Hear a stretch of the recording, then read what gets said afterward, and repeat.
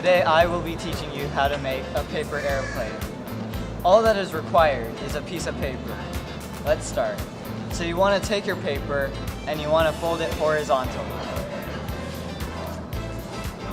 After that, you want to take the open side and you want to take a corner and you want to fold it up to the top like this.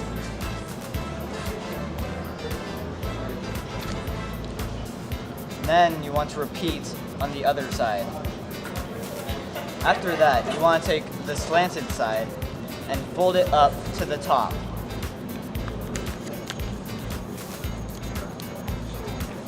And then you want to repeat on the other side.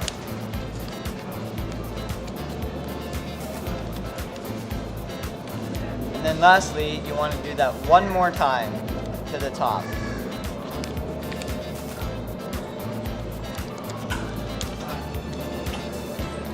And then you want to repeat on the other side again. And then you want to take it and you want to unfold it like this.